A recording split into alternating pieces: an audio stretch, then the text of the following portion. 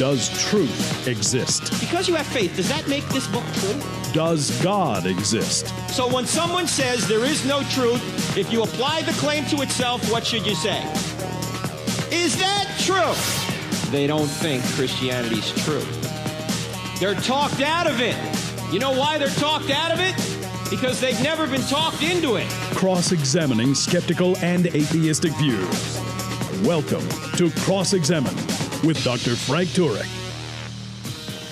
Things have changed in the past week a little bit, ladies and gentlemen. I mean, we've gone from recommendations to avoid others to executive orders to avoid others. And let me say that as Christians, we're to obey the government authorities, as Paul declares in Romans 13. The only two exceptions to that would be if the government orders you to sin or if the government prevents you from doing good that God commands of you. And in this case, neither of those two exceptions are present. So we're to do what the governing authorities tell us to do. And we, of course, can do this. A friend of mine, Jim Whidden, sent me a little note regarding Anne Frank. Here's what he said. He said, to put things into perspective for those of us who are feeling a bit stir-crazy already, Anne Frank and 7 other people hid in a 450-square-foot attic for 761 days, quietly trying to remain undiscovered by the Nazis in order to stay alive. So we can all do our part to keep everyone safe and spend a few weeks at home. All right, that's true, no question. I also saw a documentary recently about the 20,000 people that lived in an underground quarry for 6 weeks while the Allies bombed the Nazis out of their town. That's in Caen, France, just in the area of Normandy where the D-Day invasion took place. 20,000 people underground, basically, for 6 weeks in order to not be bombed into oblivion. In fact, the Allies dropped leaflets into the town before the bombing to say, hey, look, get out. This is your last chance. Take cover because we're gonna level this place to get rid of the Nazis, and they did. So we can do this. However, the purpose of this show is to give you an update from someone qualified to talk about this medically. So my guest from last week, Dr. Dan Eichenberger, is back, and he's got a lot more information for us, so don't go anywhere. In fact, he's currently treating a coronavirus patient right now. So we're going to talk to Dan here in just a minute. He's going to help us evaluate and hopefully correct what appears to be a bunch of hysterical claims. And some of these claims are coming from government officials and some one-sided reporting from some of the media outlets who, it sure seems to me, are hyping this with their 24/7 coverage. And yes, I'm looking at you, Fox News. Yes, I'm looking at you, CNN and MSNBC. I mean, is this responsible reporting or is this a ratings grab? We'll talk about it. And so we are going to obey the government authorities, but I don't want you to be dismayed or distressed by some exaggerated or unsubstantiated claims because I think they're out there. I mean, Proverbs says this. Proverbs 12:25 says, anxiety in a man's heart weighs him down, but a good word makes him glad. I think we have a good word today. So let's bring down some of the anxiety by bringing in a shot of sanity with Dr. Dan Eichenberger. He's back on the show. And as I introduced him last week, you can listen to last week's show. But just to sum it all up, Dan has been a medical doctor for 30 years. He's been the CEO of more than a 200-bed hospital in Indiana.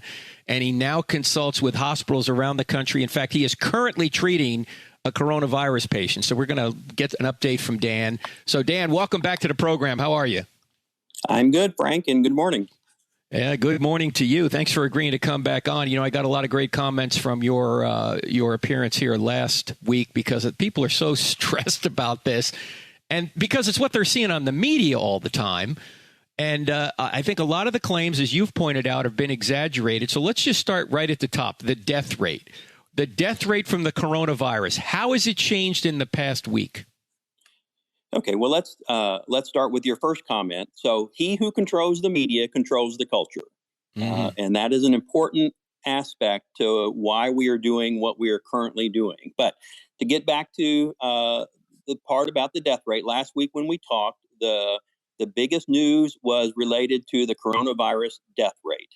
So since that time, and I went back, I've used the same data source, which is I use the European Center for Disease Control just because it's the equivalent of the CDC here in the United States, but they report their data at 8 a.m. every morning for us. So currently, last week on March 13th, Friday the 13th, our death rate based on our numbers in the United States was 2.41%. Since that time, we talked about the denominator effect. And when the denominator goes up, the death rate's going to go down. So we started at 2.41. We were then 2.16, 1.93, 1.83, 1.82. And today, data, we are down to 1.05% on the death rate. Now, we haven't heard that from the media at all because it presents a positive finding. Yes, you're going to hear today that between yesterday and today, the reported cases went from 9,400 yesterday to 14,000 today. But what they won't tell you is the death rate then goes from 1.59% yesterday to 1.05% today because that denominator grew so much. Now, that denominator means that the virus is spreading. No one denies that fact. But again, we are seeing more mild and limited symptomatic cases than what we're seeing severe cases. So the death rate is going to go down. We still have the best healthcare system in the world, and we're going to continue to see a decline to some stable level. Where that level is going to be, it's going to probably be higher than the influenza virus because of a number of factors, but it's not the dire information that you're hearing from the mainstream media. And these numbers, we're basing them on Friday, March 20th, because we're recording it on Friday. Today is Friday, March 20th. I know you're probably listening to this on Saturday, but those are the numbers right now. Now, Dr. Dan, last week, I pointed out that the CDC estimates that 20 to 50,000 people in the U.S. have died or will die from the flu this year. Now, as of Friday morning, today, March 20th, the second day of spring, 217 people in the U.S. have died from the coronavirus. 217. Do you think the coronavirus will kill more than the flu this year? It is unlikely with the amount of resources and information, support, government intervention that we put into this. It is very unlikely that we're going to see that degree of deaths here in the United States. Yet I see headlines on the media talking about maybe millions dead. Where is this coming from? Well, again, controlling the media controls the culture. So if there is a narrative out there they want to present, they're going to present the data that continues to support that narrative. And I think that's what we're seeing. Now, how contagious is the coronavirus compared to other viruses? Well, from a clinical standpoint, we certainly do believe, and I can tell you from firsthand, I've spent more than 50 hours in the hospital between Monday and Thursday of this week taking care of patients. And this virus does seem to be more contagious for a number of reasons. We do not have immunity at this point because it is a new novel virus. So that's going to make the infectivity higher. And it does seem to be more contagious person to person for some reason. And we still don't understand all the details behind that. But it does seem to be more contagious than what influenza typically is. But again, we've had influenza vaccines and we've developed immunity over a number of years that has helped curb the contagiousness of influenza. But speaking of contagiousness, I mean, typically we see on average about an 8% infection rate with influenza. Coronavirus is definitely going to be higher than 8%, no doubt. But, Gavin Newsom's comment about, 25 million out of his 40 million people are going to be infected. I mean, that would be a 62% infection rate. That seems a little unlikely unless you just absolutely do nothing. And as we've seen, we are certainly not doing nothing. We're talking to Dr. Dan Eichenberger, an MD for over 30 years, recently retired as president of a hospital in Indiana, but is still consulting with hospitals around the country. He's my guest today. You're listening to I Don't Have Enough Faith to Be an Atheist with Frank Turek on the American Family Radio Network. And we're also trying to contribute to this issue. We're starting Operation Inoculation, where we're going to be doing some online courses while all of us are at home. I'll explain that after the break. So don't go away. We're back in just 2 minutes with a shot of sanity from Dr. Dan Eichenberger. Don't go anywhere. Ladies and gentlemen, can you help me with something? Can you help me get this podcast before more people? Not only tell your friends about it, but go up to iTunes and put a 5-star review on the I Don't Have Enough Faith to Be an Atheist podcast. If you do that, it will help us move the podcast up the charts so more people will hear it. Thank you so much for partnering with me on this.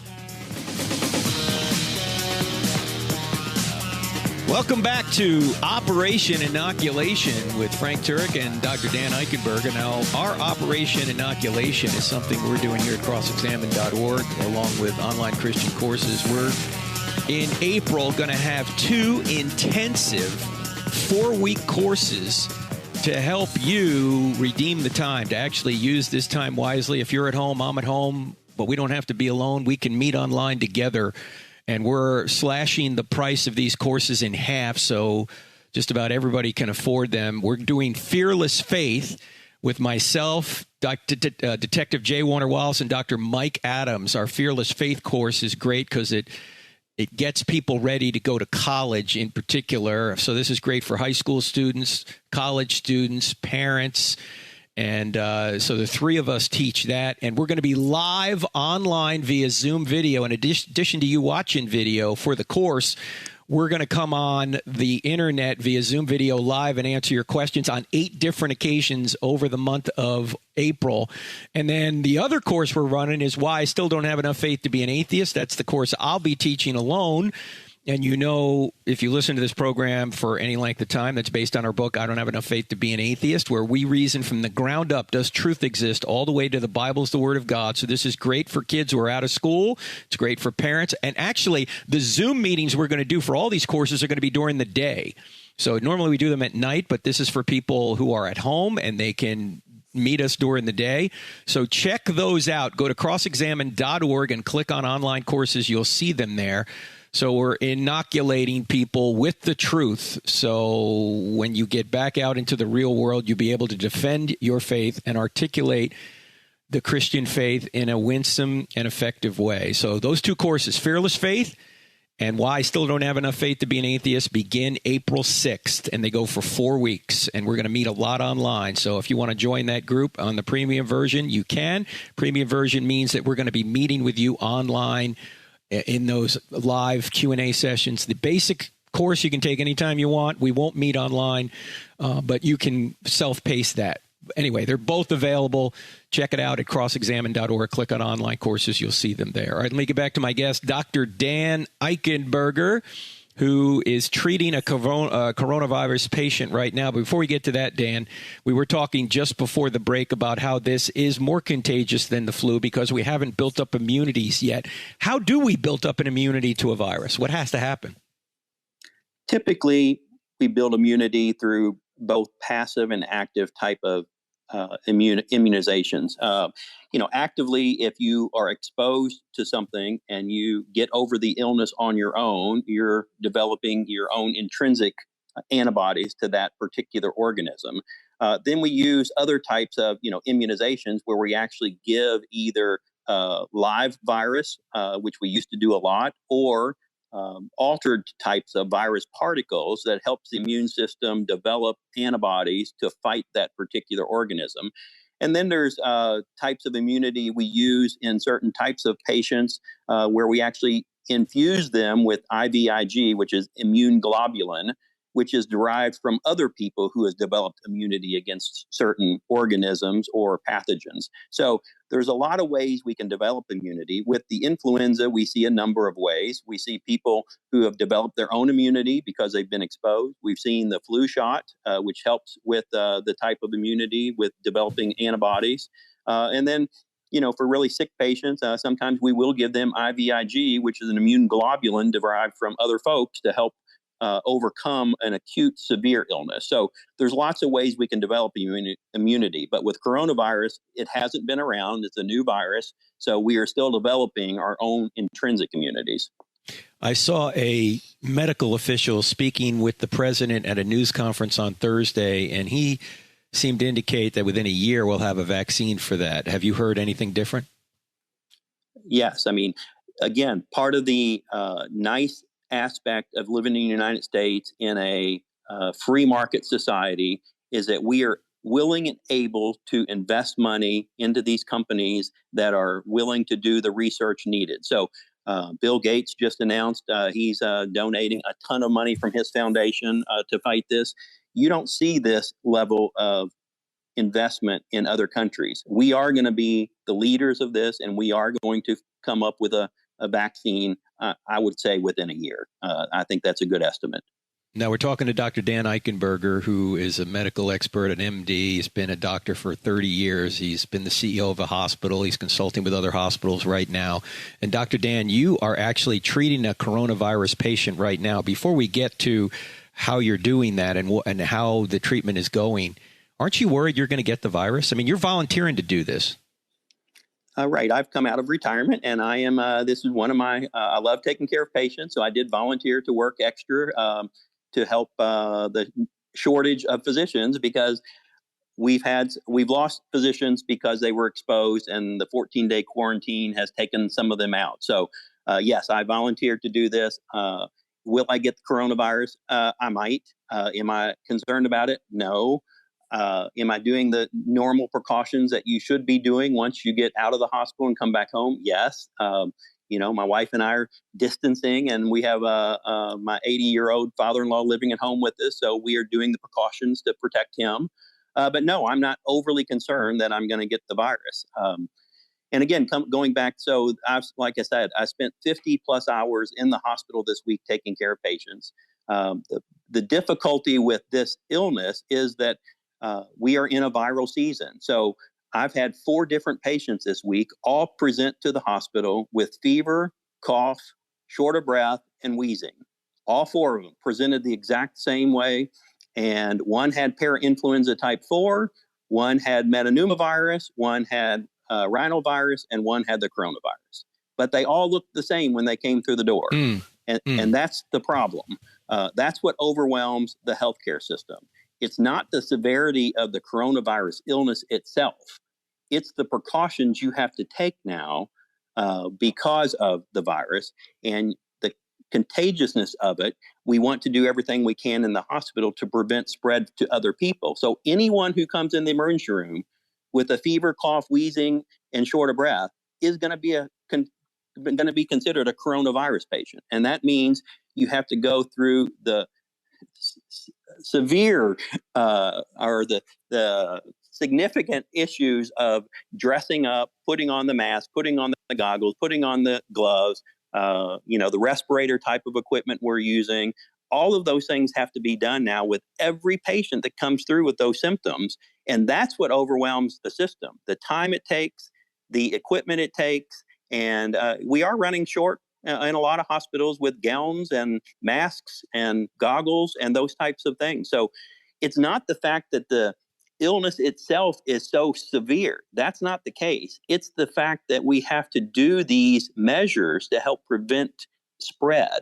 And that's what's overwhelming certain hospitals. So it's not the disease severity. It's the methods we have to use to help control it. So, friends, when you hear all this hype in the media, take into account what Dr. Dan Eichenberger just said, that the disease isn't really the biggest problem. The biggest problem appears to be what we need to do to treat everyone as if they have the disease, and that's causing the strain on the system. Nonetheless, we do have a strain on the system, and we'll get to that in a minute. But let me ask you this. You are treating a coronavirus patient right now. Tell us about what you're doing and what you're seeing as you treat this patient. Well, currently I'm off today, so I'm not treating her. But yes, for the last few days, she was on my service. She was not bad initially, got worse, and now is better again. And yes, we did use, the medicines you're hearing about on the news, the Plaquenil, and typical other supportive measures, steroids, IV fluids, breathing treatments, all the things we would normally do with any other patient. We did add the medicines you're hearing about on the news, and she is better. So now I have to say my parainfluenza patient did not make it. That patient died this week. So this isn't unique. We are going to see viral patients of all sorts die, and we're going to see all kinds of viral patients survive and do very well. So This isn't unusual. This isn't the overburden of the system like you're hearing. It's the supply issue. I mean, if you have a patient in a hospital, and most of your listeners will have had some experience with that, if you think about every time a nurse's assistant or a nurse or a doctor walks into a room to answer the call light or to help them to the bathroom or to change an IV medicine or to give them their normal pills, they have to dress up every single time they go in that room with the masks, the gowns, the gloves, the face shields. And that takes time, effort, and energy. And that's the burden to the system. Well, the malaria drug that apparently is showing some promise. I took that drug 30-something years ago when I was in the Navy. We're in a tropical environment. They gave us that drug to prevent malaria, and I don't remember one side effect from it, but you are actually using that drug on your patient, correct? Correct. And it seems to be improving. In fact, that one French study, you can speak to it better than I can, Dr. Dan, that one French study showed 100%, albeit it was a small sample, but 100% recovery using this drug. Is that true? Yeah. Wow. That's true to some degree. Now, they labeled cure rate basically as when they repeated the coronavirus test, it was negative in that subset of patients. But it does show promise. I mean, there is absolutely good news with this, that we do have something that seems to help these patients that are really severe overcome the illness. So that is very good news. And again, that is going to help us with our quote death rate that you heard so much about last week, that you're not hearing so much this week about in the United States anyway. Because the death rate keeps going down, friends. Listen to the top of the program to figure out why. All right. We have a minute before the break, Dr. Dan, and hopefully you can stay for another segment. But let me ask you this. We hear a lot about flattening the curve. Explain what that is. So when we talk about flattening the curve, normally, if you did nothing, you would see a huge spike in the number of cases because of the interactions we have with each other on a daily basis. So flattening the curve basically means that you're not going to have that huge peak of individuals, and you're going to slow the contagiousness or the spread from person to person because we're not in contact with each other. So you're going to bring that curve down. Now that's going to be very helpful to hospitals that are struggling in areas that have huge number of cases, because just like I was talking about with the supplies, if you flatten the curve, you're going to see fewer amount of patients coming to the emergency room and being admitted to the hospital, and your supplies are going to last longer. So flattening the curve is a good thing. All right, we're talking to Dr. Dan Eichenberger about the coronavirus. He's treating a patient right now. He has tremendous insights into this issue, and they're calm, they're sane, and they're without the hysteria you're hearing about in the media. In fact, he's going to correct in the next segment some more hysteria we're hearing about in the media that just isn't true. So don't go away. You're listening to I Don't Have Enough Faith to Be an Atheist with Frank Turek and Dr. Dan Eichenberger. Back in 2. If you find value in the content of this podcast, don't forget to follow us on Instagram, Facebook, and Twitter. Join our online community to have great conversations, grow in your knowledge of God, and become a better defender of the Christian faith. Also, don't forget to subscribe to our YouTube channel, where we have hundreds of videos and over 100,000 subscribers that are part of our online family. Find us by searching for Frank Turek or Cross-Examine in the search bar. You can find many more resources like articles, online courses, free downloadable materials, event calendars, and more at crossexamined.org.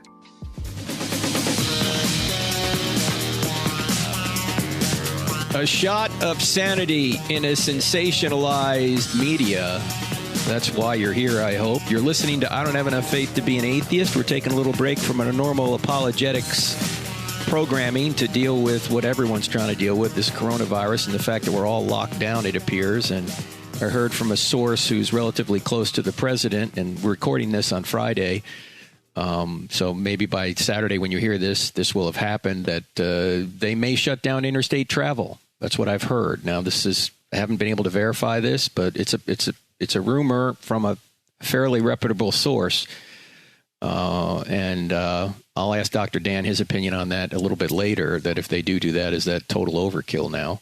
But let's go back to what we talked about a little bit earlier, Dr. Dan. We did mention Governor Gavin Newsom of of California, who seems to completely overstate the possibility of the spread of the coronavirus by suggesting that 62% of the 40 million residents, about 25 million people in his state, will get it.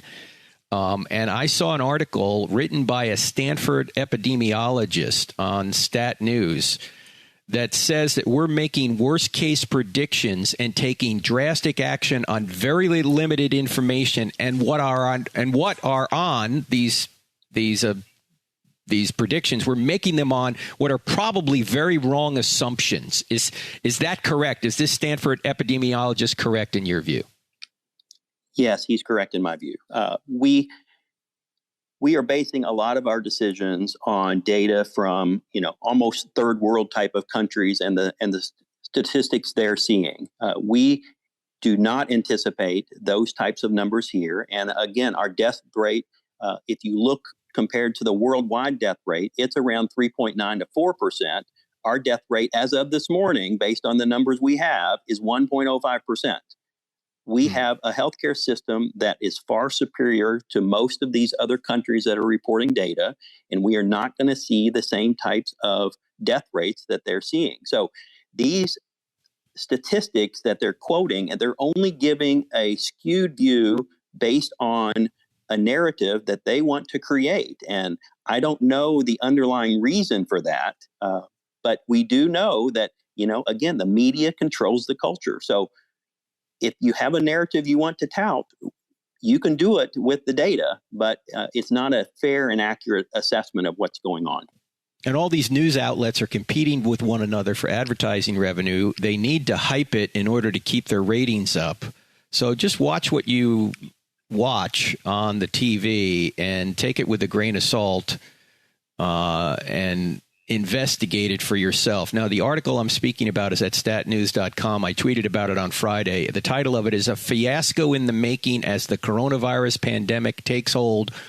We are making decisions without reliable data." And he goes into a lot of detail on this. I first saw this on Ben Shapiro's website, and he linked to the original article. So you may want to read that because the guy makes a lot of sense. And we've said this on this program before. In fact, it's in our book, Stealing from God, that science doesn't say anything, scientists do. Science does not say a word. Scientists do.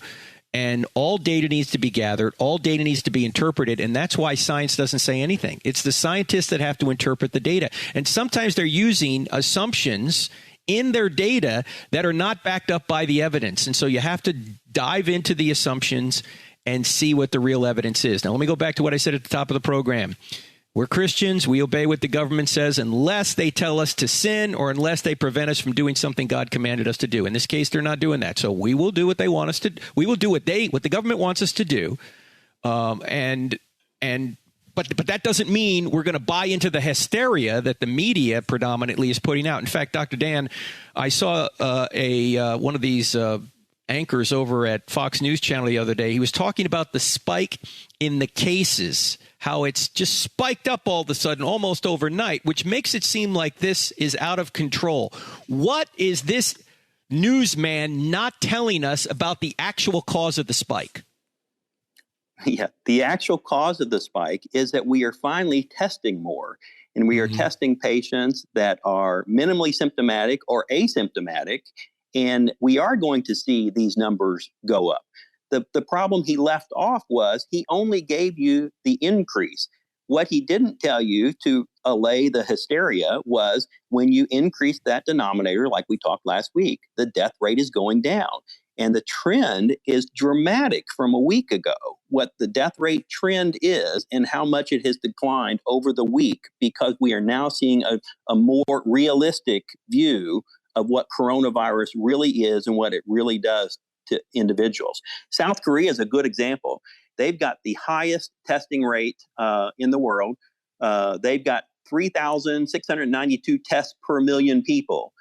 You compare that to the other countries, such as Italy, they only had about 826 people per million. So we're talking almost a 5 to 6 times increase in testing.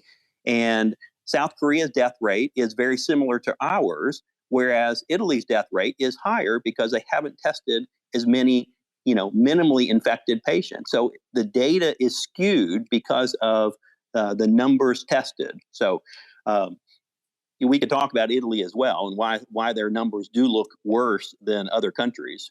Well, let me take a guess, and then you can give us the real medical reason why. I've been to Italy several times.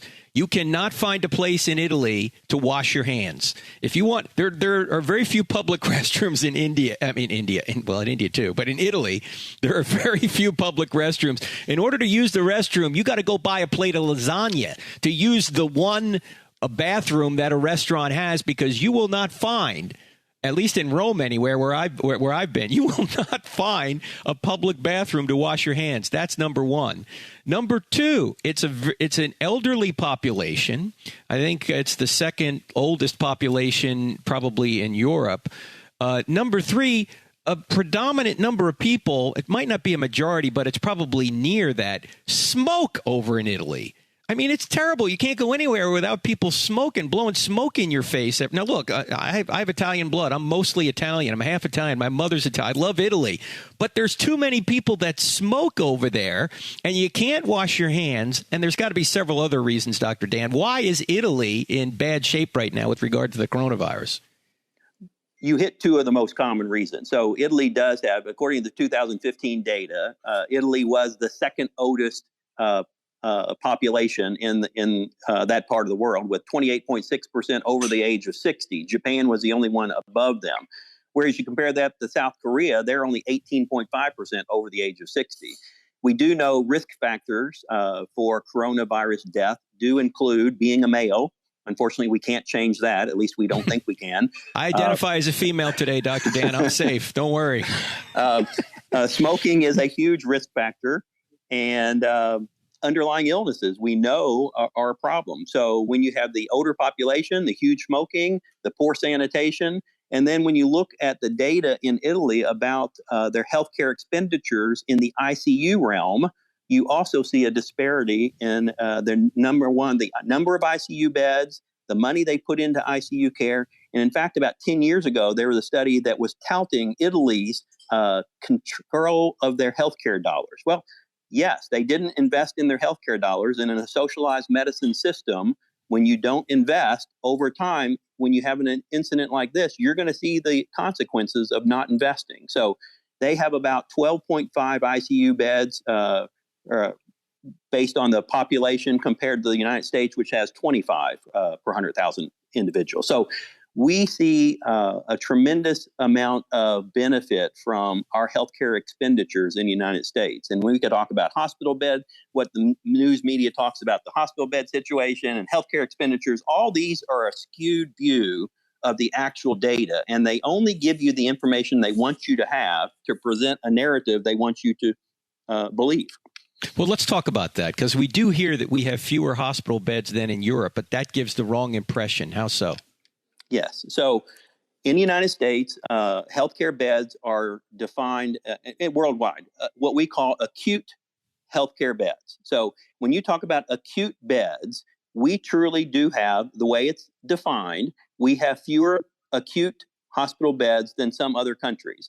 But what they don't tell you is the reason we have fewer acute hospital beds is because in the United States, we have an abundant amount of outpatient types of centers, surgical centers and other ambulatory centers that have hospital beds that patients go to for procedures that they get on the outpatient side here, whereas in the European countries, they don't have those types of centers. They do all their surgeries typically in hospital settings. And so when you look at total beds to take care of patients, we far exceed other countries. But if you're just labeling them acute hospital beds, the news media will want you to believe that we don't have as many beds. And that's true if you're labeling it acute hospital beds, but not total beds. Well, I think many in the news media would love to have socialized medicine. Of course, what they don't realize is that our healthcare system is the golden goose that feeds all the other healthcare systems. If we didn't have more of a free market system in this country, we wouldn't have the kind of medical innovations that the rest of the world depends on. Sorry, I'm preaching to the choir, Dr. Dan, but I mean, yes, you are. You're with me on that. Anyway, let's talk about Korea. I don't know if we can trust much from China, but China appears to be going back to work. The problem appears to have passed them. But let's Let's not trust what they tell us. But South Korea has handled this problem. They seem to be coming out of it. How? Why? Well, because they've done some of the things that we are doing here. I'm not sure they've done it to the same extent we've done here, or they may have done it even more intensely. I'm not sure exactly how South Korea has done it, but certainly they have tested more than any other country.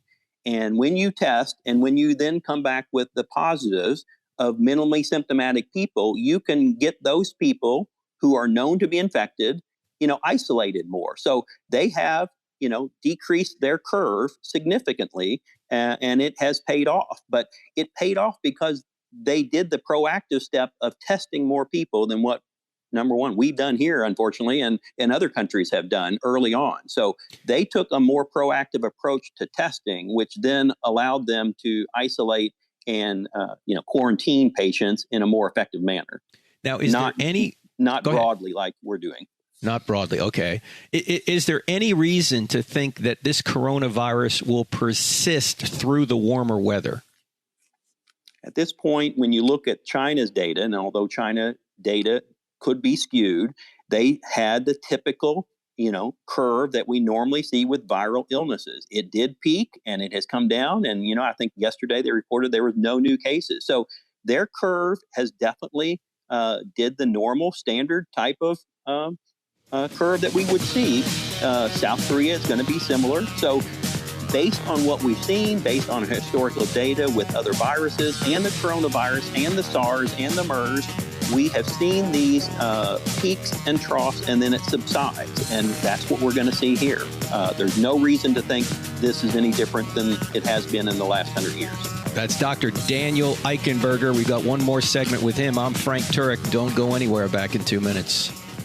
Ladies and gentlemen, I Don't Have Enough Faith to Be an Atheist is a listener-supported radio program and podcast. If you like what we do, would you please consider going to crossexamined.org and giving us a tax-deductible donation? 100% of your donations will go to ministry, 0% to buildings. Thanks so much.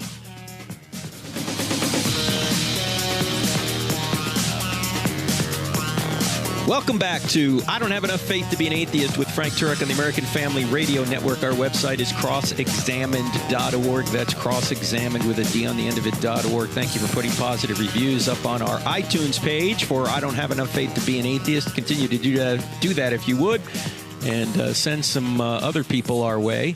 We'd like this podcast to go out to more people, as you know, and the reviews help that. My guest today is the same guest we had last week. He did such a wonderful job quelling the hysteria that we thought we'd have him back on. I thought we'd have him back on. I've known Dan for several years, his wife Stephanie, wonderful people there, living just outside of Louisville, Kentucky. They actually live in Indiana. And Dr. Dan Eichenberger has been a doctor for 30 years, and he's been a CEO of a hospital. He consults with hospitals. He's treating coronavirus patients right now. And he's very level-headed, as you could see. He's got his facts in order, and he's shooting sanity into an insane world right now. So, Dr. Dan, let me go and ask a question about what we talked about last week, because as Christians, we agree we're going to obey the governing authorities unless they command us to sin or they command us not to do something God tells us to do. That's not the case here. If they're going to tell us to stay home and avoid other people, okay, we'll do it. But last week you thought that the suggestion to avoid all contact with other people was too drastic. What do you think now? Well, I still think it's too drastic. I think there is some limitations to contact that we should rationally do, but I think we have gone overboard from the contact. We cannot stop the coronavirus, number one. It is going to spread. We are going to see infections, and we are going to see deaths, just like we do with influenza, just like we do with rhinovirus, respiratory syncytial virus, parainfluenza virus, metapneumovirus, all the other viruses we see this time of year. We are still going to see complications, morbidity, and mortality associated with these viruses, including coronavirus. I do think what we're doing, the social distancing, the reinforcing good hand washing, cover your cough, all of those things are very important. But to shut down an entire economy and the negative consequences that's going to have long term, I think is overblown to some degree in what we're doing. In fact, last week you thought that more people will die from the economic impact of this than the medical impact of this. Now, what did you mean by that? How will they die from the economic impact? So what I mean by the economic impact is that we see, again, I was in private practice for 27 years, and we know that patients, when they have to choose between buying a medicine or buying food or paying their rent or their house payment, medicine is going to be their last choice. And we're going to see patients who are going to be making that choice because they've lost their job, they've lost their income, their rent payment is still there, their food and taking care of their family and kids, those responsibilities are still there. So they're going to make choices about healthcare, and healthcare is going to be secondary to these other major issues. So, but we're not going to be able to, measure that in any effective way. But just from 27 years of experience, we know that patients make these choices every day. So the economic impact is going to have a significant impact on patients' lives. And I think from a political perspective, there's probably not much that President Trump could do differently other than continue to say, hey, we're going to beat this. I mean, if he does not take these measures, then people are going to assume that, well, he just doesn't care about people, and look at all these deaths that we've had from it. It's easy to count the coronavirus deaths. It's hard to account for the deaths of people who died because, as you say, they didn't take their medicine because they didn't have money to pay for their rent, and so they paid their rent instead of paying for their medicine. It would be hard to connect that with a coronavirus death, even though it was in a roundabout way. And so politically, it seems like he has to sort of do what he's doing to a certain extent. Do you agree or not, Dr. Dan? I agree. President Trump is in a no-win situation. If he takes a minimalist approach, he's going to be wrong. If he takes this approach, we're going to find people who think he's overblown it. His decision to shut down the travel from China early on was a great decision. He didn't get credit for it. In fact, got punished for it initially. But again, he made some very important decisions that has helped. And we have definitely, all these measures have flattened the curve here in the United States. I mean, there's no doubt. And by doing that, we are helping these hospitals that are struggling with huge number of cases because of the issues we talked about earlier in the show. I think there's no way we're going to look back and determine who was right. Everybody's going to, make claims that because we did this, we didn't see the number of deaths we're going to see. It's just a no-win situation for President Trump. I'm reading from this article I mentioned earlier. This is a fiasco in the making as the coronavirus pandemic takes hold. We are making decisions without reliable data. I won't read the whole thing, but he cites an autopsy study where he says that a positive test for coronavirus does not necessarily mean that this virus is always primarily responsible for a patient's demise, because he said in this study, these patients had other diseases that probably killed them other than coronavirus. But when they detect that this patient also had coronavirus, everyone says, oh, he must have died from that. I mean, I saw a headline the other day, Dr. Dan, talking to Dr. Dan Eichenberger here, MD, for over 30 years. It was a headline in the New York Post that said, soccer star dies of coronavirus. And then you read under the headline, the guy had leukemia. I mean, what killed him? The media narrative is to blame everything on coronavirus when, in fact, that isn't necessarily the case. So I think what you're saying really is a shot of sanity, because we're hearing so much and everything is skewed to point out that the world is ending because of coronavirus, and that's just not the case. Let me go back to the top of the show, what Dr. Dan said at the top of the show. The death rate keeps falling on this as we continue to test people. And as of Friday, March 20th, the death rate is a hair over 1%. Now, obviously, it'd be more for the older population. We understand that. But overall, in the United States, it's, what'd you say, Dan, 1.05%? Was that right? 1.05%, correct. That's where we are now. Now, Dr. Dan, what is your advice to the Christians and the non-Christians listening to this program right now? I mean, give some advice for this life and the next life, if you would. You're a Christian. Tell us what we ought to be doing. We should be following the rules that are placed in front of us by our authoritative bodies, which we are doing, and we should have a rational approach to our fear. We have relied too much on the media to present the narrative without understanding some of the real information below what we're being told. So we are allowing our fear to influence our behaviors. And there is a rational amount of fear we should have for this virus, just like we should have a rational amount of fear for driving our cars and doing other things that we do every day.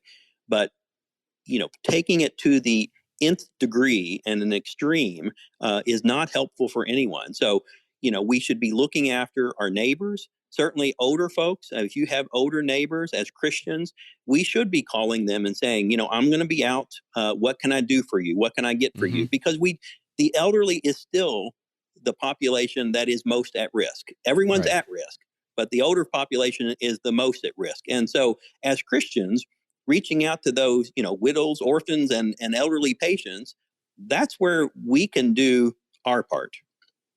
And friends, you probably know people who are alone. They're living alone. Maybe they're elderly. We have a lady in our neighborhood, 97 years old. I just checked in on her yesterday. Thankfully, she has other family around, but we should be checking in on people and seeing what we can do for them. As Dr. Dan Eichenberger just said, this is one thing we can do as Christians. And we can also connect with people.